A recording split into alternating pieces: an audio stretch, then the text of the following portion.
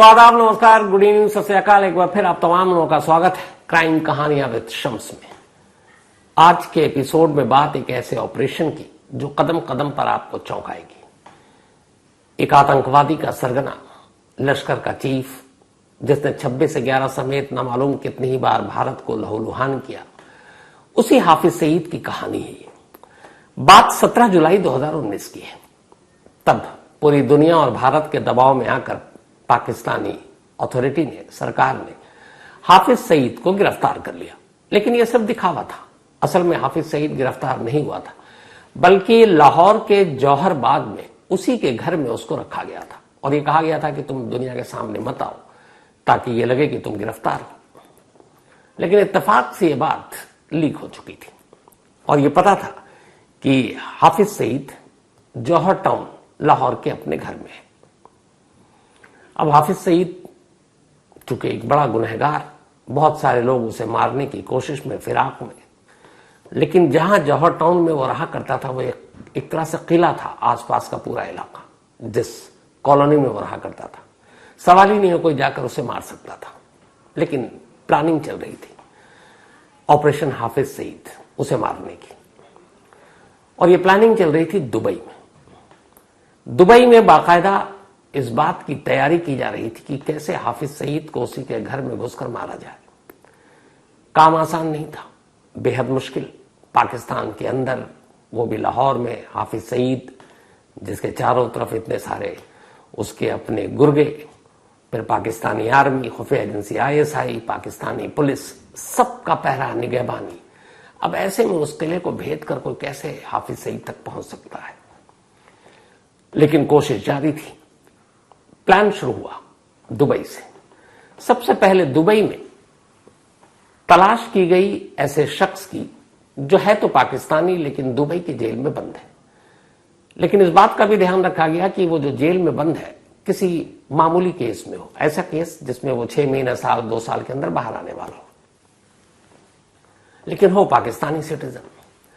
अब दुबई के अलग अलग जेलों में बंद ऐसे पाकिस्तानी कैदियों की तलाश शुरू हुई जिनके ऊपर छोटे मोटे मारपीट के, डौरी के, चोरी के, गबन के ऐसे मामले हो। मतलब ऐसे मामले कि जिनको पाकिस्तान की सरकार को भी तलाश ना हो, कोई संगीन सीरियस क्राइम उसके खिलाफ ना हो, ताकि वो छूटे तो आराम से पाकिस्तान लौट जाए। तो ऐसे ही लोगों की तलाश शुरू हुई और आखिरकार दुबई की एक जेल में बंद नवेद नाम के एक नौजवान पर यह तलाश जाकर खत्म हुई। नवेद एक छोटे मोटे मामले में दुबई की जेल में बंद था। तो जब नवेद के बारे में सारी जानकारी निकाली गई तो फिर नवेद के करीब अब जाने की जेल में कोशिश हुई। बाकायदा जेल के अंदर बंद अपने सोर्सेस के जरिए अब नवेद से मुलाकात हुई।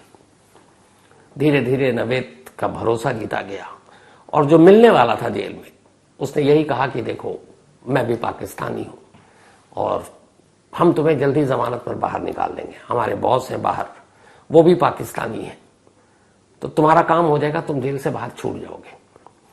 ये सब करने के बाद अब बाहर एक रोज जमानत मिलती है, नवेद बाहर आ जाता है। नवेद बाहर आता है, उसके बाद एक शख्स अब उससे फोन पे बात करता है और वो बताता है कि मैंने ही तुम्हारी जमानत कराई है और मैं पाकिस्तानी हूं, कराची का रहने वाला हूं। मुझे लगता है कि अब तुम दुबई छोड़कर तुम भी पाकिस्तान लौट जाओ। तो नवेद ने कहा कि मैं वहां जाकर क्या करूंगा, मैं तो दुबई कामकाज के सिलसिले में आया था। उसने कहा काम करो, तुम पाकिस्तान जाओ और अपना कोई बिजनेस शुरू करो। मैं पाकिस्तानी हूं, पाकिस्तानी होने के नाते, एक भाई होने के नाते तुम्हारी मदद करूंगा। तुम वहां एक बिजनेस शुरू करो, उसमें मैं पैसे लगाऊंगा। तुम 25% लगाना, 75% मैं लगाऊंगा, इन्वेस्ट करूंगा। नवेद खुश हो जाता है। अब वो दुबई से पाकिस्तान लौट जाता है। करीब महीना भर बीत जाता है। अब उसके बाद वही फोन आता है जिसने उसकी जमानत कराई दुबई से। वो कहता वक्त आ गया, तुम अपना बिजनेस शुरू करो। तो उसने कहा क्या करना पड़ेगा? तो उसने कहा कि सबसे पहले तो तुम एक रेंट पर दफ्तर लो और एक घर लो किराए पर, ताकि वहीं से हम अपने बाकी आगे का बिजनेस जो है वो प्लान कर सकें। लेकिन फोन करने वाले की एक शर्त थी। उसने कहा कि देखो, हम जो बिजनेस करना चाहते हैं वो थोड़ा सा अच्छे लोकेलिटी में करना चाहते हैं, तो तुम लाहौर के जौहर टाउन इलाके में कोई किराए का घर देखो और एक दफ्तर देखो, बट होना चाहिए जौहर टाउन। नवेद को कुछ पता है नहीं। वो अपना तलाश में लगता है, इधर उधर के बाद उसे जौहर टाउन में एक घर किराए पर मिल जाता है। वो बाकायदा घर वर देता है किराए पर। इधर पैसे आ चुके थे। अब उसने घर ले लिया तो कहा गया कि ठीक है, अब हम बिजनेस करते हैं कंस्ट्रक्शन का, बिल्डिंगें बनाएंगे, छोटे छोटे और भी चीजें बनाएंगे। नवेद खुश, पैसे आ रहे हैं, बाकायदा इन्वेस्टमेंट उसके अकाउंट में। थोड़ा दिन बीतता, उसके बाद कहा जाता है कि तुम अब एक काम करो, एक किराए पे दफ्तर भी ले लो, वो भी जौहर टाउन में होना चाहिए। अब नवेद उसी जौहर टाउन में एक दफ्तर भी ले लेता है किराए पर। अब इसके बाद काम शुरू होता है कि आसपास में जो भी रंग रोगन बिल्डिंग बनाने का काम, कंस्ट्रक्शन का काम है, तुम ढूंढना शुरू करो। नवेद अपना शुरू करता है। इत्तेफाक से जौहर टाउन और उसके इर्द गिर्द बहुत सारे ऐसे मकान के काम उसे मिलने लगते हैं। इत्तेफाक से जिस जगह, इत्तेफाक क्या ये प्लान ही था कि जहां पर नवेद ने ये घर लिया था, वहां से हाफिज सईद के घर की दूरी बहुत ज्यादा नहीं थी। हाफिज सईद उसी जौहर टाउन में रहा करता था और प्लान यही था कि इसी जौहर टाउन में ही एक घर और एक दफ्तर लिया जाएगा। हालांकि वहां बड़ी मुश्किल थी इस बात की, क्योंकि जो अथॉरिटी थी पाकिस्तानी खुफिया एजेंसी ISI, जौहर टाउन का जो पूरा मैप है उसमें यह था कि हाफिज सईद का उसी में घर था, हाफिज सईद का उसमें मदरसा है, हाफिज सईद की एक मस्जिद है जिसमें वो नमाज पढ़ने जाता है। 4 एंट्री और एग्जिट पॉइंट उस जौहर टाउन के, 3 हमेशा बंद रहते हैं, सिर्फ एक खुला रहता है, क्योंकि जौहर टाउन में हाफिज सईद के अलावा और भी लोगों के घर है।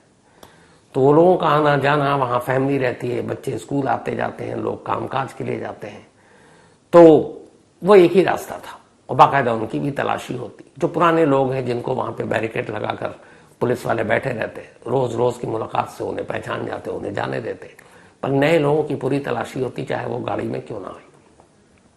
उसी जौहर टाउन में एक मकान लिया गया। जो मकान लिया गया वो मकान नंबर था 123 जौहर टाउन, और जो हाफिज सईद का घर था उसका नंबर है E116। यानी नवेद ने घर लिया 116 नंबर मकान और हाफिज सईद का E116। तो कुल मिला के 7 घरों का फर्क था, बिल्कुल आइडियल लोकेशन। अब नवेद ने अपना काम शुरू किया, वहां पे जौहर टाउन के कुछ काम मिलने लगे। एक बार तो ऐसा हुआ कि हाफिज सईद के घर की खिड़कियां और कुछ पेंट वेंट का काम था, वो भी नवेद को मिला, क्योंकि वो वहीं रहता था, और नवेद ने जाकर बाकायदा उस काम को अंजाम दिया। इस दौरान में अब दुबई से जो फोन करने वाले ने कहा कि बीच में बिजनेस कैसा चल रहा देखने के लिए हमारे कुछ लोग आएंगे, तो हो सकता तुम्हारे यहां रहें भी।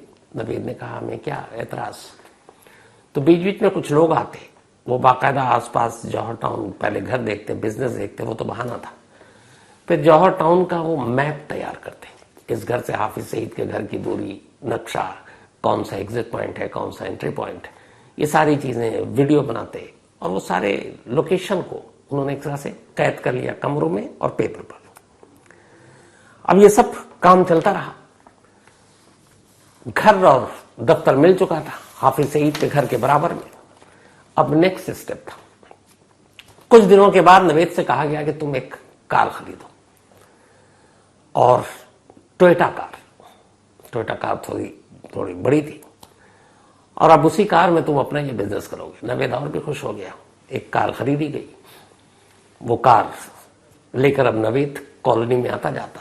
नवेद से कहा गया कि अब तुम बीच बीच में अपने घर पे कुछ दावत रखा करो, जैसे कभी तुम्हारे बच्चे का जन्मदिन है, कभी तुम अपना बर्थडे मना लो, कभी अपनी सालगिरह मना लो, क्योंकि फैमिली भी आ गई थी, और आसपास के लोगों को बुलाओ, और जो सिक्योरिटी गार्ड है उनके साथ भी थोड़े खुल जाओ, उनको भी कभी मिठाइयां खिलाओ, कभी घर बुलाओ, बिरयानी खिलाओ, कोरमा खिलाओ। तो इससे क्या होगा कि लोग तुम्हें जानने लगेंगे कि तुम यहीं रहते हो। नवेद ने ये सब काम करना शुरू किया, धीरे धीरे लोगों से जान पहचान होती गई। कुछ वक्त बीता, इसके बाद नवेद से कहा गया कि तुम एक और कार खरीदो। हुआ यह था कि उसी दौरान में नवेद को एक काम मिला, इसी जौहर टाउन में एक 6 मंजिला इमारत थी, और 6 मंजिला इमारत में कंस्ट्रक्शन का काम चल रहा था, और वो जब शुरू में चल रहा था वो किसी और के पास था। फिर नवेद की जान पहचान हुई, ये काम बिल्डिंग बनाने का वो नवेद को मिल गया। अब वो 6 मंजिली बिल्डिंग पूरी खाली, क्योंकि उसमें लोग नहीं रह रहे थे, वो जब तक तैयार नहीं होगा। अब नवेद के पास ये बात नवेद के पार्टनर को ही मालूम हुई, दुबई तक जो लोग आ रहे थे घर पे रह रहे थे उन्हें भी। अब वो बिल्डिंग खाली इमारत और दफ्तर के बिल्कुल बराबर में। अब नवेद जो अपने टोयोटा कार में लगातार आता जाता बैरिकेड पर, उसकी दोस्ती होती गई। कुछ दिनों के बाद नवेद से कहा गया कि तुम एक और टोयोटा कार खरीदो, सेम कलर, स्लेटी कलर की कार थी, एकदम सेम कलर की कार, एक सेकंड हैंड और खरीदो। नवेद ने खरीद लिया। अब वो रखेगा तो उसने कहा जहां कंस्ट्रक्शन का काम चल रहा है वो बिल्डिंग बनने में कम से कम 9 महीने लगेंगे, तो उसी बिल्डिंग में पार्क कर दो। कर दिया। अब ये हुआ कि ये जो दोनों कार है तुम्हारी, ये हूबहू एक जैसी लगनी चाहिए। मतलब जो कार का इंटीरियर है, जो कार का कलर है, कार के सीट का कलर है, इवन कार के अंदर जो गुड़िया टंगी हुई है, एक डॉल, सेम गुड़िया। अगर कार में कहीं एक जगह पे डेंट है तो सेम दूसरी कार में उसी जगह डेंट। मतलब ऐसा हो कि ये दोनों कार लगे कि जैसे जुड़वा है, कोई इनको देखकर सड़क पर पहचान नहीं पाए कि ये दोनों कार अलग है, ये कल तुम किस कार में आए, आज किस कार में आए, फर्क पता नहीं चलना चाहिए। नवेद ने बिना पूछे उसने कहा ठीक है, कार भी उसने ले लिया। अब कार भी आ गई। अब लगभग सारे फेसेस पूरे हो गए साजिश के। अब असली काम था। अब असली काम यह था कि उन 2 कार में से एक कार में 300 किलो बारूद भरना था। प्लान यह था कि एक कार को ले जाकर हाफिज सईद के घर से टकरा देना है और उस 300 किलो बारूद के साथ वो घर उड़ेगा और हाफिज सईद भी मारा जाएगा। और घर के दरवाजे के पास तक जाने का रास्ता भी था। इसीलिए उस कार को उस इलाके में घुमाया गया, जान पहचान हुई, सबको पता था ये नवेद की कार है, यहीं रहता है। तो अब उस गाड़ी में 300 किलो बारूद उसी खाली इमारत में जो कंस्ट्रक्शन का काम चल रहा था, भरने का काम शुरू हुआ। एक कार अब एक तरह से कार बॉम्ब बन चुका था और वो कार बॉम्ब वहीं इमारत में खड़ी हुई और उसके बराबर में अब दूसरी टोयोटा कार, लेकिन पहचान में नहीं आ रही सिवाय वेट की, क्योंकि 300 किलो बारूद एक कार के अंदर, वजन काफी हो गया।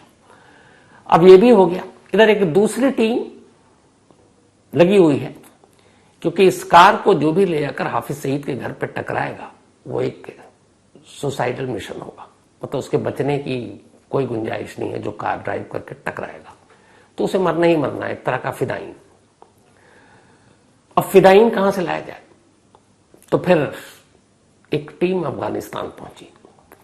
अफगानिस्तान में ऐसे बहुत सारे अलग अलग संगठन हैं, तालिबान के भी, मुजाहिदीनों के भी, जो सिर्फ लड़ते नहीं है बल्कि किराए पर अपने मुजाहिदीन भी देते हैं, मतलब सुसाइड बॉम्बर भी देते हैं। और उन सुसाइड बॉम्बर वो सब यंग लोग, एकदम लड़के होते हैं। बस उन्हें यही बताया जाता है कि कैसे जिहाद के नाम पे लड़ना है, मरना, उन्हें कुछ पता नहीं। तो वहां जाकर अब एक सुसाइड बॉम्बर को खरीदा जाता है। अब उस सुसाइड बॉम्बर को लेकर पाकिस्तान आया जाता और ठीक नवेद के घर में ठहरा दिया जाता, लेकिन इस हिदायत के साथ कि इसके आसपास कोई ना हो, कमरे में कोई टीवी ना हो, ताकि उसका ध्यान न भटके, वो बस अपने मिशन पे लगा रहे। अब यहां तक सब कुछ हो गया। अब ये हुआ कि अब ये मोड़ आ गया है कि अब यहां पे नवेद को बताना जरूरी है, क्योंकि उसके बिना जानकारी के कुछ नहीं होगा। अब नवेद को कैसे बताया जाए? तो फिर नवेद को फोन करने वाले ने कहा कि तुम्हें याद है 26/11 मुंबई अटैक हुआ था, उसमें इजरायली फैमिली मारी गई थी, यहूदी। नवेद ने कहा हाँ। उसने कहा कि इजरायली बिजनेसमैन मुझे मिला है और वो अपने परिवार का बदला लेना चाहता है हाफिज सईद से, और उसके लिए करोड़ों रुपए देने को तैयार है। पहले तो नवेद घबराया, फिर उसे लालच आया। उसने कहा तुम्हें 10 करोड़ पाकिस्तानी रुपए मिलेंगे, साथ ही तुम्हारी पूरी फैमिली को पाकिस्तान से तुर्की शिफ्ट कर दिया जाएगा, टर्की। नवेद तैयार हो गया। अब इसके बाद बस इस गाड़ी को वहां तक टकराना था, लेकिन बदकिस्मती से उसी दौरान कोरोना आ गया। जो बंदा नवेद से लगातार पाकिस्तानी बनकर बात कर रहा था, जिसकी आवाज नवेद पहचानता था, वो ईद की छुट्टी पर घर चला गया। जब ईद की छुट्टी पर घर गया, ईद की नमाज पढ़ी, लोगों के भीड़ में रहा, तो उसको कोरोना हो गया। कोरोना के बाद उसको अस्पताल में भर्ती किया गया, लेकिन बचाया नहीं जा सका और उसकी मौत हो गई। अब जब मौत हो गई तो सिचुएशन ये कि अब नवेद से कौन बात करेगा, क्योंकि एक ही शख्स बात कर रहा था। उसी ने जेल से निकाला, उसी ने पाकिस्तान भेजा, उसी ने पैसे दिए। बड़ी मुसीबत। फिर यह तय हुआ कि चलो एक नवेद जो जिससे बात करता था उसका बॉस बनकर कोई फोन करेगा। अब एक दूसरा शख्स इस साजिश में आता है, वो नवेद को फोन करता है। नवेद पहले तो एक अनजान शख्स से बात करने को तैयार नहीं, लेकिन फिर वो कहता है, बहुत समझाता है, पर नवेद को डाउट हो जाता है। जब डाउट होता है और वो काम नहीं करता है, तब फिर वो फोन करने वाले से गलती हो जाती है। वो नवेद को धमका देता है कि अगर तुमने हमारा काम नहीं किया, हमारा कहना नहीं माना, तो अब तक जो तुमने बातचीत की है, जो जौहर टाउन के नक्शे भेजे हैं, ये तुम्हारे घर में एक 300 किलो RDX से भरी कार है, ये सारी चीजें हम एजेंसी को बता देंगे, पाकिस्तानी पुलिस को बता देंगे, ISI को बता देंगे। नवेद घबरा गया। अब उसने फोन उठाना बंद कर दिया। अब उसकी हालत ये कि वो इधर बताए कि उधर बताए। नवेद का एक रिश्तेदार पाकिस्तानी पुलिस में था, उसने डरते डरते उसे बता दिया। अब वो पाकिस्तानी जो था वो हाफिज सईद के पास ले गया नवेद को। उसने कहा कि ये ऐसी सी बात कह रहा है। हाफिज सईद बड़ी मुश्किल से मिला। फिर उसने कहा, मजाक, मेरे घर में घुसकर मुझे कौन मार सकता है। उसने कहा, तुम यहां से निकल लो और चले जाओ। नवेद को कुछ नहीं किया। लेकिन इस खबर के बाद अब हाफिज सईद की सुरक्षा बढ़ा दी गई। जो एक गेट था जिस गेट से बाकी की गाड़ियां गुजरती थी, अब वो हाफिज सईद के घर के पास से नहीं गुजर सकती थी। वो करीब अब 24 कदम गेट के बाद गाड़ियां नहीं जा सकती थी। गेट से 24 कदम की दूरी पे हाफिज सईद का घर था। इधर अब यह है कि ये गाड़ी में बारूद अब भी है। बारूद को वहां से हटाएं तो कहां ले जाएं, गाड़ी का वजन इतना हो चुका है 25-30 किलोमीटर की स्पीड से ज्यादा चलेगा नहीं। अगर उसमें से बारूद निकालते हैं तो खतरा है। रास्ते में कहीं ले जाते वक्त किसी से एक्सीडेंट हो गया तो पूरा धमाका हो जाएगा, बड़ी मुश्किल। ये तय हुआ कि अब जो हो, आनन फानन में जो काम परसों करना था उसे कल करना है और अब इसी काम को अंजाम देना है। फिर तय हुआ कि चलो हाफिज सईद के घर तक नहीं, दरवाजे तक नहीं, तो उस गेट पे ही इस गाड़ी को ले जाकर टकरा देते हैं जिस गेट से 24 कदम की दूरी पर हाफिज सईद का घर है। कम से कम इससे हाफिज सईद को नुकसान होने की उम्मीद है। इसी के बाद ये तय हुआ, तारीख चुनी गई 23 जून 2021। वक्त चुना गया पहले सुबह दोपहर 11 बजे का, इसलिए कि उस कॉलोनी में बहुत सारे फैमिली रहती थी, बच्चे स्कूल जाते थे, तो आम लोगों को कोई नुकसान ना हो। तो बच्चे स्कूल चले गए, लौटते 2 बजे, लोग कामकाज के सिलसिले में बाहर चले गए। और इसके बाद वही टोयोटा कार जो लगातार घूम रही थी, जिसे वहां का गार्ड भी जानता था, अचानक स्पीड में आती है और उस गेट के पास टकरा देती है। जोर का धमाका होता है। हाफिज सईद के घर की खिड़कियां तक टूट जाती हैं, लेकिन हाफिज सईद बच जाता है और ये ऑपरेशन एक अधूरा और नाकाम यहीं पे खत्म हो जाता है। बाद में फिर इसकी पूरी जांच होती है और पाकिस्तानी पुलिस खुफिया एजेंसी इस मामले में 4 लोगों को पकड़ती है। एक पीटर जिसने दोनों टोयोटा कार दी थी, इसके अलावा इनका एक मुख्य हैंडलर था जो वहां पर घर में आकर ठहरा करता था, वो TTP यानी कि तहरीक तालिबान पाकिस्तान का कमांडर था, समीउल हक, एक सज्जाद शाह और एक जियाउल्लाह। इन सभी को गिरफ्तार किया जाता है और साथ ही नवेद को भी गिरफ्तार किया जाता है। नवेद को छोड़कर बाकी 4 लोगों को अभी हाल में कुछ महीने पहले सजाए मौत दी गई है, फांसी की सजा सुना दी गई, अभी फांसी हुई नहीं है जबकि नवेद पर अभी फैसला आना बाकी है। कहते हैं कि अगर कोरोना न होता तो शायद यह ऑपरेशन कामयाब हो जाता और शायद हाफिज सईद आज जिंदा ना होता। तो क्राइम कहानियां में आज इतना है। अब आपसे मुलाकात होगी अगले संडे क्राइम कहानियां में किसी नए कहानी के साथ, किसी नए एपिसोड के साथ। तब तक अपना और अपनों का ख्याल रखिएगा। Thank you very much.